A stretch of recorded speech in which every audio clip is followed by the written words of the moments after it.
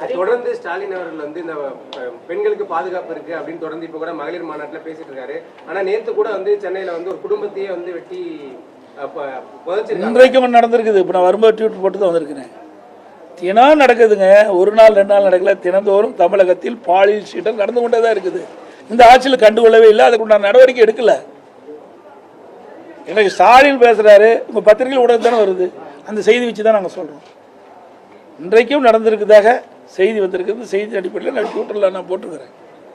கூட்டணி பலமாயிடுச்சுன்னு உங்க தரப்புல சொல்லப்பட்டாலுமே கூட இது வந்து ஒரு அழுத்தத்தினால சேர்ந்த கூட்டணி அப்படின்னு எதிர்க்கட்சியினர் விமர்சனம் பண்றாங்க. அப்படித்தான் ஏங்க கூட்டணி வரலைன்னா கூட்டணி வரலைமாங்க. அப்புறம் 4 மாதத்துக்கு முந்தைய உங்கள் டிவி பத்திரிகையில் என்ன சொன்னீங்க, எடப்பாடி பழனிசாமி கடையை விரிச்சு வச்சுட்டு இருக்காரு, யாரும் வரலைங்க. கூட்டணியெல்லாம் வந்தவர்கள் என்ன சொல்கிறீங்க, ஆஹா இது அழுத்தம் கொடுத்து வந்ததுன்னு சொல்கிறீங்க. இதெல்லாம் வேண்டுமென்று திட்டமிட்டு எதிர்கட்சிகள் அவதூறு பிரச்சாரத்தை பரப்பிட்டாங்க. ஒன்றும் நடக்காது. தெளிவாக நாங்கள் பேட்டியே கொடுத்துட்டோம். பாரத பிரதமர் நரேந்திர மோடி அவர்கள் அங்கே வந்து முதற்கூட்டம் தேர்தல் நடைபெற்ற அந்த மதுராந்தகம் கூட்டத்தில் வந்து அழகாக பேசினார். அந்த கூட்டம் முடிந்த பிறகு நாங்கள்லாம் எங்களுடைய கூட்டணி கட்சி தலைவர்கள்லாம் ஒன்றாக இணைந்து அற்புதமான பேட்டி கொடுத்தோம். உங்கள் தொலைக்காட்சியெல்லாம் வந்திருக்குது.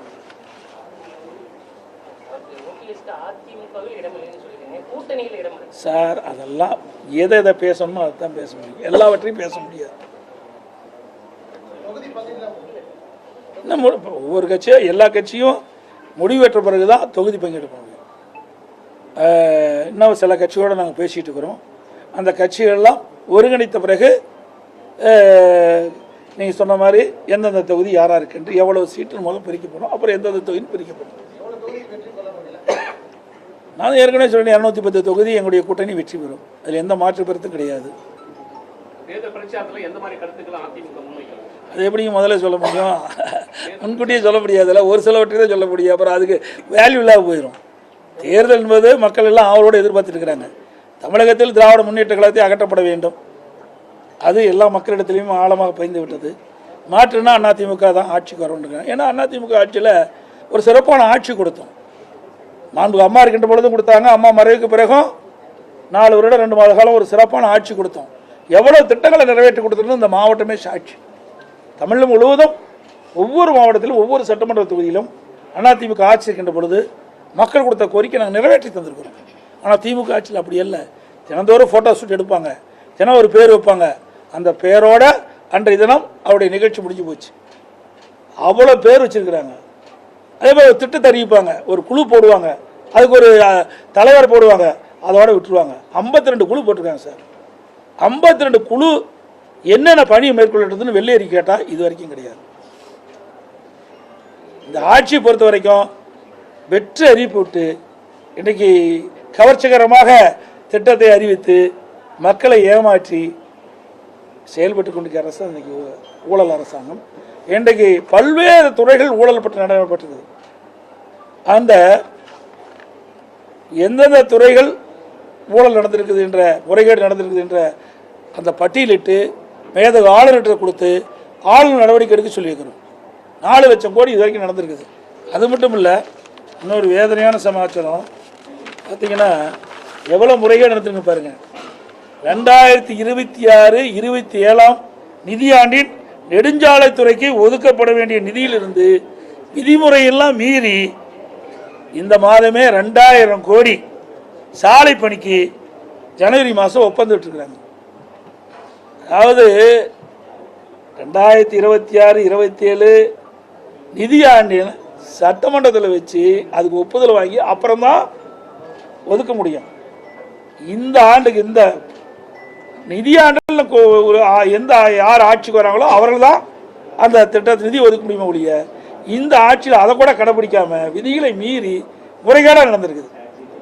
அந்த அளவுக்கு எந்த ஒரு அச்சமும் இல்லாமல் தைரியமாக ஊழல் செய்கின்ற ஒரே அரசாங்கம் திமுக அரசாங்கம். அது மட்டும் இல்லை, அதே போல் 650 கோடிக்கு கிராம சாலைகள் இன்றைக்கு அதை ரினியூல் பண்ணணும்னு சொல்லியிருக்கிறாங்க. இதையெல்லாம் விதிமுறைகளுக்கு புறம்பாக அறிவிக்கப்படுது. ஏன்னா தேர்தல் தோல்வி வந்துட்டுது. அந்த தோல்வியின் காரணமாக இந்த அறிவிப்பெல்லாம் திமுக அரசு வெளியிட்டிருக்குது. இதையெல்லாம் அதிமுக ஆட்சி வந்தவருக்கு எப்படி விதிமுறைகளுக்கு முரணாக டெண்டர் விட்டதை ஒப்பந்தம் விட்டதெல்லாம் ரத்து செய்யப்படும். அவ்வளோதானே. தொடர்ந்து டிஜிபி வந்து நியமிக்கிற நீங்களும் தொடர்ந்து இருக்கீங்க. இன்னொன்று சட்ட ஒழுங்கு பிரச்சனையும் அடிக்கடி நடந்துட்டு இருக்கு. நீங்க டிஜிபி நியமிக்கணும்னு கோர்ட் நீதிமன்றத்தை அணுகிறதுக்கு வாய்ப்பு இருக்கு.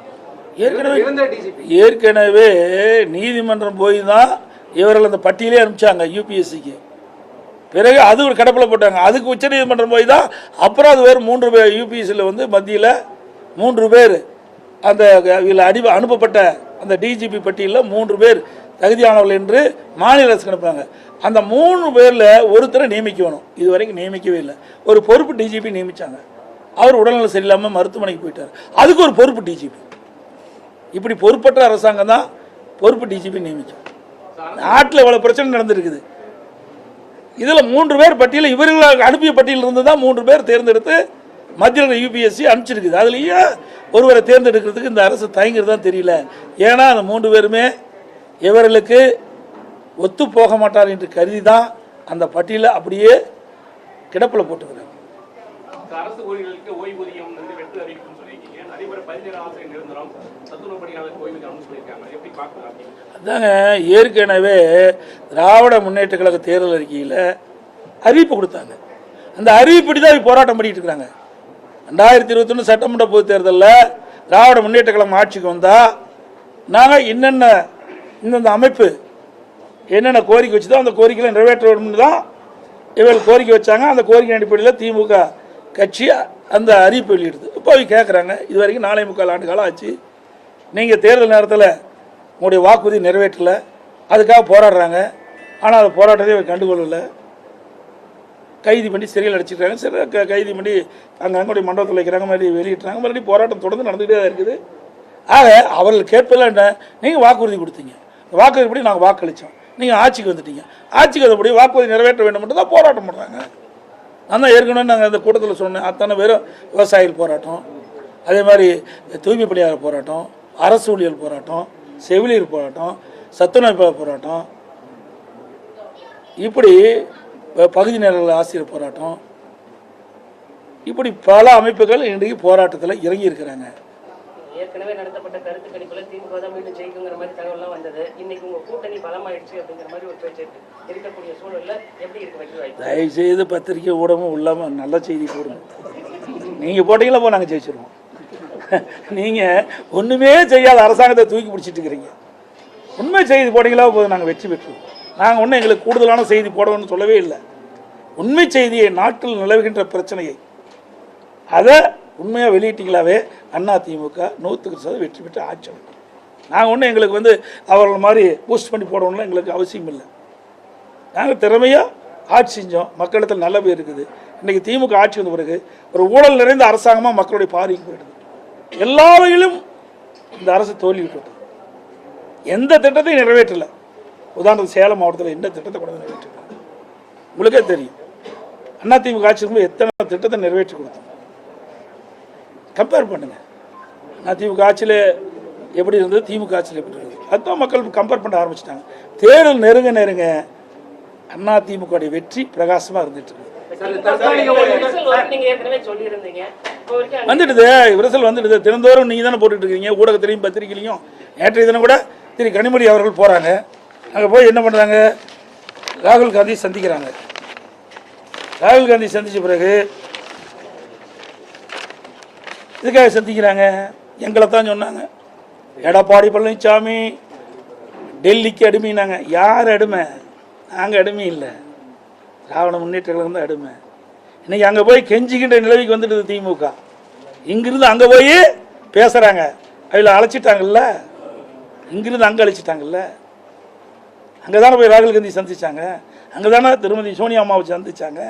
அப்போ குழப்பம் வந்துடுதில்ல திமுகவில். திமுகவில் காங்கிரஸ் இருக்குமா இல்லையா என்பது தடுமாறி கொண்டு இருக்கின்றது. இன்றைக்கு காங்கிரஸ் கட்சி சேர்ந்த நிர்வாகிகளும் சரி, திமுக கட்சி சேர்ந்த நிர்வாகிகளும் சரி, தினந்தோறும் பத்திரிகையிலும் மாறி மாறி ஒருவருக்கொருவர் இன்றைக்கு தாக்கி கொண்டிருக்கிறார்கள். அதெல்லாம் பத்திரிகையிலும் ஊடகத்தில் வந்திருக்குது. இந்த பல நிலைமைக்கு போயிட்டு இருக்குமா இல்லைங்கிற அது வேற விஷயம், அவர்களுக்கும் தெரியும். ஆனால் எங்களை பற்றி விமர்சனம் செய்தார்களோ, அதிமுக ஆஃபீஸ் டெல்லி அமித்ஷா அலுவலகத்துக்கு பக்கத்தில் இருக்கிறாங்க. இப்போ திமுக அலுவலகம் தான் டெல்லிக்கு போயிட்டு, அதிமுக அலுவலகம் இல்லை. அது மட்டும் இல்லை, திருமதி கனிமொழி அவர்கள் சொன்னாங்க, எங்களுடைய தேர்தல் அறிக்கையை தயாரிக்கின்ற குழுவுக்கு நாங்கள் கதாநாயகனாங்க. எந்த படத்தில் நடித்தாங்களே தெரியல, கதாநாயகியா. 4ல் 1 பாகம் கூட நிறைவேற்ற முடியல. நான் தான் நிறைய சொன்னேன். இவர் திராவிட முன்னேற்ற கழக தேர்தல் அறிக்கை தயாரித்துக்குள்ள திருமதி கனிமொழி தான் தயாரித்து கொடுத்தாங்க. ஏன் நிறைவேற்றல? இது வரைக்கும் நிறைவேற்றவே முடியல.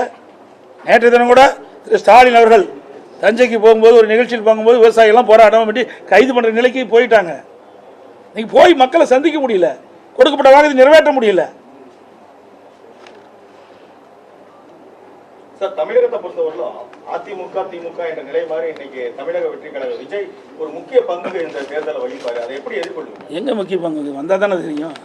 சும்மா உங்கள் பத்திரிகையும் ஊடகத்தையும் அப்படி போட்டு அந்த என்ன ரேட்டு ஏறுது, டிபிஆர் ரேட் ஆகிறதுக்கு அதை போட்டு காட்டிட்டு இருக்கிறீங்க. என்னங்க இருக்குது, என்ன பண்ணாங்க சொல்லுங்க பார்க்கலாம். இந்த ஆட்சி இப்போ நான் இவ்வளவு சொன்னேன். இன்றைக்கி அதிமுக பொன்விழா கண்ட கட்சி, 31 ஆண்டுகளும் தமிழகத்தில் ஆட்சி புரிந்த கட்சி.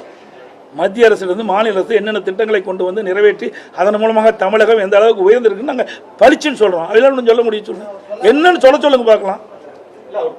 என்ன சொல்லலை, கூட்டம் ரசிகர் கூட்டம் வரத்தான் செய்யும். ஒரு அது நிறைய அவர் சிறந்த நடிகர், அதில் எந்த மாற்று கருத்தும் கிடையாது. ஆனால் சிறந்த அரசியல்வாதி நாங்கள் தான். மக்களுக்கு சேவை செய்தோன்னா நாங்கள் தான் இது வரைக்கும் மக்களுக்கு குரல் கொடுத்துட்டு இருக்கிறோம். இந்த ஆட்சி எழுத்து கூட பேச முடியல. அது வரைக்கும் திரைப்படத்தில் நடிச்சுட்டு தான் இருந்தார். இப்போ தான் வெளியில் வந்திருக்கிறாரு. நான் இது பொதுநாளைக்கு 1974 வந்தேன். 51 ஆண்டு காலம் ஆகிப்போச்சு. 51 ஆண்டு காலம் மக்களுடைய பிரச்சனையை நாங்கள் அணுவு நிதியாக தெரிஞ்சிருக்கிறோம். ஒரு சாதாரண பிரச்சனைக்கே சாதாரண பிரச்சனை இல்லை, அது மிகப்பெரிய கடுமையான பிரச்சனை தான். அது தவறு, நான் சொன்ன வார்த்தை. இன்றைக்கு 41 உயிர்கள் இழந்து விட்டோம். என்ன நடந்திருக்க வேணும்? யாருக்காக உயிரிழந்தார்கள்? அவரை காணத அவருடைய கூட்டத்தை, அவருடைய பேச்சை கேட்பதற்காக வந்த கூட்டம். என்ன பண்ணியிருக்கணும்? நேரடியாக அங்கே போயிருக்கணும். நாங்களாம் ஓடலை. நாங்கள் எந்த கட்சின்னு பார்க்கல. விலைமதிக்க முடியாத உயிர்கள் 41 போயிட்டுது. பாவம், பரிதாபம். இந்த குடும்பம் எந்த நிலையில் இருக்கும்? அவர்களுக்கு எங்களால் முடிந்த ஆறுதல் சொல்லலாம். இது போனோம். அந்த ஆறுதல் கூட உங்களால் சொல்ல முடியலையே. அப்புறம் கட்சி நடத்தி என்ன செய்ய போறீங்க? இதே அம்மா இருந்தது. அம்மா இருக்கும்போது சுனாமி வந்தது, அதிகாரிகள் எச்சரித்தாங்க. அதையும் மீறி கடலுக்கு போய் பார்த்தாங்களே இல்லையா? உடனே ஓடோடி பார்த்தாங்களே இல்லையா? புயல் வந்தது, எங்களுடைய அமைச்சர்கள்லாம் 3 மாதம் அங்கேயே தங்கி, கஜா புயலில் 3 மாத காலம் அந்த இடத்துல தங்கி நிவாரண பணிகளை மேற்கொண்டு அந்த புயல் அடிச்சூடு இல்லாமல் நாங்கள் பார்த்துக்கிட்டோம். இதெல்லாம் எங்களுடைய உழைப்பு. ஒரு அரசாங்கம் எப்படி இருக்கணும் என்பதற்கு முன்மாதிரியாக அரசாங்கம் அதிமுக அரசாங்கம். எதையுமே செய்யாமல் திரைப்படத்தில் இருக்கிற வரைக்கும் சம்பாரிச்சிங்க. இப்போ விட்டுட்டு வந்தீங்க, நான் பல்லாயிரக்கணக்கு கோடி விட்டுட்டு வந்தேங்கிறீங்க. யாருக்கா விட்டுட்டு வந்தீங்க? இப்படிப்பட்ட ஒரு அரசியல் தாங்குவாரா சார்? அதெல்லாம் நான் சொல்லலை. நீங்கள் கேட்ட கேள்விக்கு நான் பதில் அவ்வளோதான். தாங்குவாரா போவாரா? அதாவது அனுபவம் வேணும். இது சாதாரண விஷயம் இல்லை. இன்றைக்கி என்னாச்சு? திட்டமிடாமல் போனது காரணத்தில் தான் 41 உயிர்கள் நம்ம பலி கொடுத்துட்டோம். சாதாரண விஷயம் இல்லைங்க. 41 குடும்பம் இன்னைக்கு அனாதி ஆகிட்டது இல்லை. ஆமாம், இன்னைக்கு சார், அதாவது விளையும் பயிர் முளையிலே தெரியுமாங்க. நாம் மக்களை இன்னைக்கு ஒரு ரசிகர் பட்டாலும் ஏறலாமல் இருப்பதற்காக எதை வேணாலும் பேசிட முடியாது. இது 8 கோடி மக்களுடைய வாழ்வாதார பிரச்சனை. ஒரு அரசாங்கம் வந்தால் எப்படி செயல்படும் என்பதை பார்க்கணும். கொரோனா காலம் இருந்ததுங்க. கொரோனா காலம் வந்தால் இவ்வளோ வீட்டு விட்டு வெளியே வருவாரா? நான் 32 மாவட்டத்துக்கு நேரடியாக போனேன். என்னை கூட மருத்துவர்கள் சொன்னாங்க, நான் அடிக்கடி சொன்னேன். ஆனால் நான் 15 மாவட்டத்துக்கு போயிட்டு 16ஆம் மாவட்டம் திருச்சிக்கு போகும்போது தமாக தலைவர் ஒருத்தர், அவர் பிரமாதமாக விவசாயி என்ற பேசிட்டு இருந்தார். ஒரு வாரம் கழித்து அவர் கொடுத்துருந்தார். அந்த செய்தியெல்லாம் அவர்கிட்ட கேட்கணும்னு சொன்னேன். இறந்துட்டார். அருமையான உடல், 55-57 வயசு தான் இருக்கும். அப்படிப்பட்ட சூழ்நிலை கூட 32 மாவட்டத்துக்கு நேரடியாக போனோம். மக்களை போய் சந்தித்தோம். அந்த காலகட்டத்தில் ஒரு இக்கட்டான காலகட்டம். மக்களை காக்க வேணும், மக்களுடைய பிரச்சனை தீர்க்க வேணும். அதையெல்லாம் நேரடியாக சேர்ந்து நீங்கள் எல்லா ஊடகம் பார்த்தீங்க, எல்லா இடத்துலையும் போனோம். அப்படி ஒரு சூழ்நிலை வருகின்ற போது இவரெல்லாம் எப்படி சமாளிக்க முடியும்?